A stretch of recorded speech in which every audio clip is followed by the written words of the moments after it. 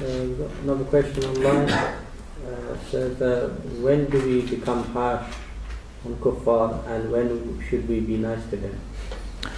Okay, so when should we be harsh to the kuffar and when should we would be nice to them? There is, a difference when you're talking to, the society in general compared to when you're talking to an individual specifically.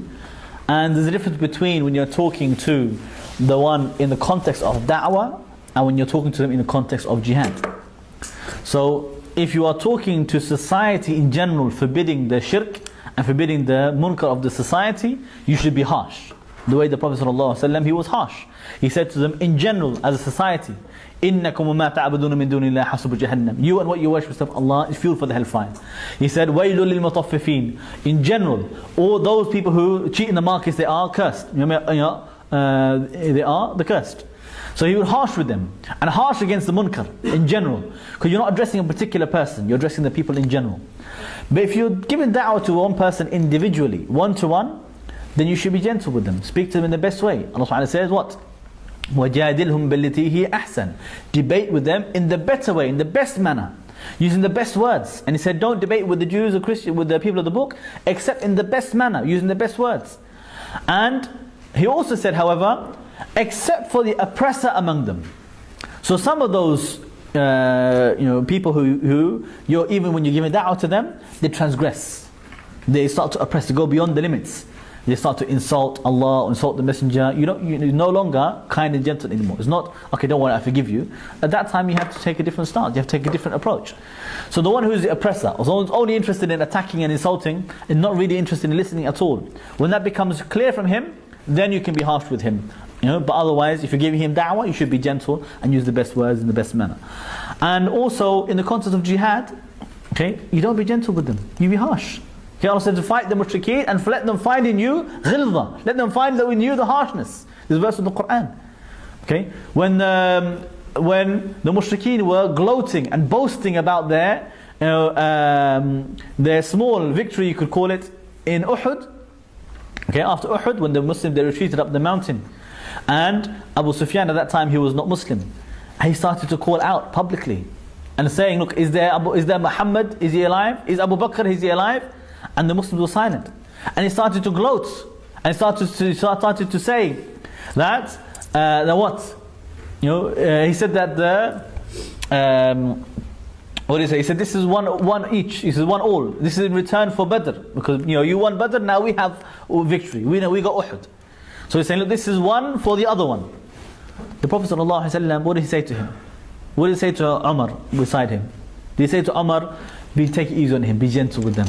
No, he said, are you not going to reply to him? Are you not going to say something back? I mean, you can't allow them to have this boasting in the time of war, this war propaganda, psychological warfare, and you don't respond. You're supposed to respond, and respond with something even better. Okay? So he said to Umar, say to him, it's not equal. Okay, it's not equal, because our dead are in Jannah, your dead are in hellfire. Okay? So he defeated him. He said to him, look, we have Uzzah and you have no Izzah. I mean, you have no victory today, you have no dignity or honor, but they have Uzzah, their idol called Uzzah.